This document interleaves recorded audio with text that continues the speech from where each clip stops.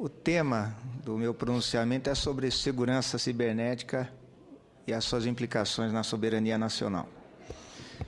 A vertiginosa evolução tecnológica experimentada pela sociedade nos últimos 20 anos permitiu o ingresso das tecnologias da informação e comunicações em todos os domínios da atividade humana, proporcionando grandes benefícios à humanidade, facilitando o trânsito de informações, a interação e a aproximação entre indivíduos, grupos sociais, políticos e econômicos e entre nações. Por outro lado, entretanto, temos testemunhado o uso crescente de tais tecnologias como novo instrumento de dominação entre nações, onde o espaço cibernético é utilizado para se manter o status quo ou se alcançar maior influência na relação de poder entre as nações. Desse modo, surgem verdadeiros artefatos cibernéticos, alguns desenvolvidos com propósitos nitidamente militares, a exemplo do vírus Stuxnet, ao qual tenho me referido em algumas apresentações como a primeira bomba cibernética, em analogia ao artefato nuclear lançado pelos Estados Unidos em Hiroshima ao final da Segunda Guerra Mundial. Nos dias atuais, os ataques cibernéticos constituem ameaças significativas à estabilidade e à segurança da sociedade e à soberania dos Estados. Sejam eles classificados como hacktivismo, crime cibernético, espionagem, terrorismo ou mesmo ato de guerra perpetrado no espaço cibernético. A diferença em relação às ameaças cinéticas é o seu baixo custo, estando acessíveis a grupos de hackers, criminosos, terroristas ou de organizações e países sem grandes recursos tecnológicos ou financeiros. Assim, a adaptação e modernização das instituições e estruturas de estados para enfrentá-los devem ser abordadas com grande responsabilidade e visão estratégica, como é o caso desta sessão no Senado. O espaço cibernético tornou-se essencial para a defesa e segurança nacionais. A Estratégia Nacional da Defesa, formulada inicialmente ao final de 2008, estabeleceu diretrizes para o preparo e emprego das Forças Armadas e definiu 3 setores estratégicos para a defesa nacional: o espacial, o cibernético e o nuclear. Enfatiza que todas as instâncias do Estado devem contribuir para o incremento do nível de segurança nacional, com particular ênfase nas medidas para a segurança das infraestruturas críticas nacionais e para o aperfeiçoamento dos dispositivos e procedimentos de segurança que reduzam as vulnerabilidades dos sistemas críticos contra ataques cibernéticos. Atualmente, o Centro de Defesa Cibernética, CDCiber, criado oficialmente pelo Decreto 7809, de 20 de setembro de 2012, coordena e integra, de forma matricial, os trabalhos de diversas instituições governamentais, empresariais e acadêmicas, conforme prescrito na Estratégia Nacional de Defesa. Recentemente, em 12 de setembro último, a Câmara dos Deputados aprovou o projeto de Decreto Legislativo 818/13, que contém os textos da Política Nacional de Defesa, da Estratégia Nacional da Defesa e do Livro Branco de Defesa Nacional. A atualização da END estabelece, entre outras medidas, ações no sentido de fortalecer o Centro de Defesa Cibernética, com capacidade de evoluir para comando de defesa cibernética das Forças Armadas, aprimorar a segurança da informação e comunicações, particularmente no tocante à certificação digital no contexto da infraestrutura de chaves públicas da defesa, integrando essas estruturas no âmbito das 3 forças. Fomentar a pesquisa científica voltada para o setor cibernético, envolvendo a comunidade acadêmica nacional e internacional. Desenvolver sistemas computacionais de defesa baseados em computação de alto desempenho para emprego no setor cibernético e com possibilidade de uso dual.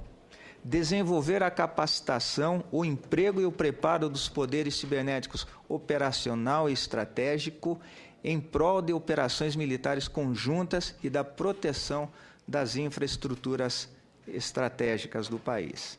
Incrementar medidas de apoio tecnológico por meio de laboratórios específicos voltados para a ação cibernética. Estruturar a produção de conhecimento oriundo da fonte cibernética, essencial para a segurança e defesa cibernética proativa. Além disso, destaco no livro branco de defesa as seguintes premissas sobre o setor. A sua implantação tem como propósito conferir confidencialidade, disponibilidade, integridade, autenticidade e não repúdio dos dados que trafegam em suas redes. Esse projeto representa um esforço de longo prazo que influenciará positivamente as áreas de ciência e tecnologia do Brasil. Sob a coordenação do Ministério da Defesa, significativos avanços têm se concretizado na capacitação do pessoal especializado e no desenvolvimento de soluções de elevado nível tecnológico, contemplando a multidisciplinaridade e dualidade das aplicações, induzindo a indústria nacional a produzir sistemas inovadores. As vulnerabilidades existentes no espaço cibernético brasileiro advêm de causas diversas. A principal delas é decorrente da dependência tecnológica em relação a países com alto grau de desenvolvimento na área de tecnologia da informação e comunicações e dificilmente será superada em curto prazo. Outra causa de natureza mais complexa advém da falta de consciência a respeito da necessidade de se proteger informações sensíveis, sejam de natureza institucional ou individual. Desta decorrem todas as demais vulnerabilidades, tais como a falta de investimentos no setor, a insuficiência de especialistas de segurança da informação e o não cumprimento de normas de proteção já estabelecidas por agências responsáveis pela segurança cibernética do país. Agrega-se às vulnerabilidades já citadas o escasso arcabouço legal nacional e internacional, que motivou o regime de urgência na tramitação do Marco Civil da Internet e tem marcado a posição do nosso país na necessidade de se discutir o estabelecimento de um marco regulatório também no plano internacional, principalmente após o caso Snowden. A criação do CDCiber tem servido para incrementar o grau de segurança cibernética no âmbito da defesa, assim como na integração e coordenação de esforços mais amplos com outros setores do governo e da sociedade, com resultados expressivos, como ficou demonstrado nos grandes eventos. O contexto atual no setor mostra, entretanto, que além da atual ação político-diplomática do governo brasileiro junto à Organização das Nações Unidas, tais esforços devem ser acelerados por meio de ações concretas no médio e curto prazo, não restritas ao âmbito da defesa. A coordenação dos trabalhos e a integração de todos os vetores vocacionados para as atividades do setor cibernético deve ocorrer de forma colaborativa entre os setores público, privado, acadêmico e a base industrial brasileira, com foco na eficácia das ações de defesa cibernética.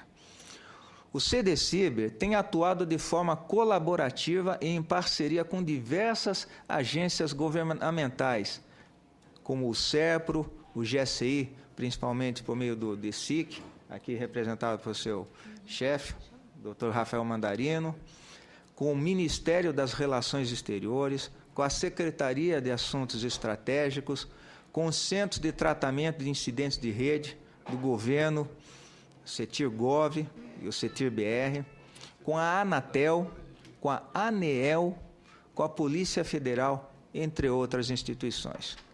Dessa forma, realizou durante a Rio+20, Copa das Confederações e Jornada Mundial da Juventude, a coordenação e integração das ações de proteção ao ambiente cibernético brasileiro, por meio de um centro de monitoramento cibernético integrado por especialistas da Marinha, do Exército e da Aeronáutica, daqueles órgãos governamentais que acabei de citar, e empresas nacionais de software, parceiras indispensáveis no sucesso daqueles eventos.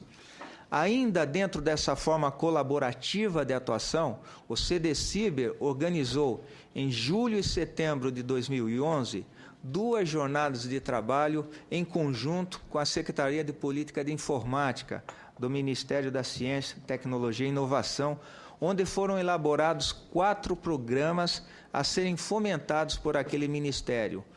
Um deles é a Escola Nacional de Defesa Cibernética, Supercomputação Nacional de Defesa, desenvolvimento de soluções para a segurança de ambientes computacionais e um sistema modular de defesa cibernética. Mais de 50 instituições públicas e privadas participaram daquelas 2 jornadas.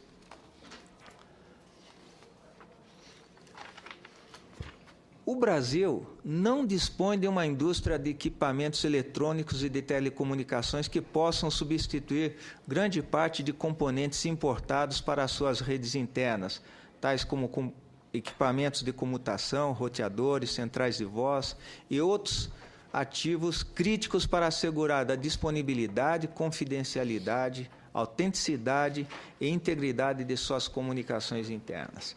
Além disso, existe a dependência em relação às operadoras não nacionais de grande parte de nossa infraestrutura de telecomunicações. Nesse contexto, vale mencionar o fato de que a lei norte-americana, conhecida como CALEA, Communications Assistance for Enforcement Act, obriga os fabricantes americanos a tornar possível a coleta de dados de interesse para a segurança daquela superpotência. As recentes revelações do Sr. Edward Snowden fazem-nos inferir que tal lei tem sido cumprida à risca. Existe, portanto, a necessidade de uma estratégia de amplo alcance no sentido de buscar o desenvolvimento autóctone para a produção de componentes críticos no setor, por meio da intensificação da pesquisa tecnológica e inovação. Ação esta já iniciada pelo Ministério da Ciência, Tecnologia e Inovação por meio de uma série de programas, a exemplo do Inova Aerodefesa. O Brasil ainda não dispõe de um órgão nacional com estrutura tecnológica capacitada para certificar e homologar produtos utilizados pelas empresas de tecnologia da informação e comunicações em seu território. Em recente audiência pública na Câmara dos Deputados, levantei a questão sobre a necessidade de se atribuir tal tarefa a uma agência governamental já existente ou, se assim for julgado necessário, a criação de uma nova estrutura com tal atribuição, uma espécie de Agência Nacional de Segurança Cibernética. No âmbito do Ministério da Defesa, o modelo de desenvolvimento baseado no tripé governo, instituições acadêmicas e indústria nacional tem alcançado resultados promissores. Em menos de 2 anos de implantação do setor de defesa cibernética, já existem produtos, tais como o próprio Centro de Defesa Cibernética, um simulador nacional, o primeiro antivírus brasileiro e ferramentas de gestão de risco e de inteligência, que têm se mostrado muito eficazes na proteção dos ativos de informação relacionados aos últimos grandes eventos, Rio+20, Copa das Confederações e Jornada Mundial da Juventude. Mais do que simples produtos, a forma cooperativa e integradora de atuação entre as diversas agências envolvidas naqueles eventos, sobre a coordenação do Ministério da Defesa, pode servir como modelo para o país na busca da segurança e defesa cibernética mais abrangentes. Paralelamente, a ofensiva político-diplomática do Brasil junto à Organização das Nações Unidas, no sentido de se discutir um ordenamento no espaço cibernético, parece ter sido a postura mais adequada e possível na presente conjuntura. Nações de peso, no cenário mundial, começam a demonstrar apoio à proposta brasileira, a exemplo da Alemanha. No entanto, não sejamos ingênuos, como nação, a ponto de acreditar que tal ofensiva será suficiente na defesa dos interesses nacionais. O Brasil deve fazer um esforço no sentido de dotar sua defesa de condições mínimas para dissuadir ações no espaço cibernético que ameacem seu patrimônio e deve buscar independência tecnológica, se não total, pois que tal objetivo é cada vez mais inalcançável no mundo de economia globalizada, pelo menos que garanta a segurança de seus ativos de toda a ordem, em especial no ambiente cibernético, ajudando a preservar sua soberania no concerto das nações. Muito obrigado.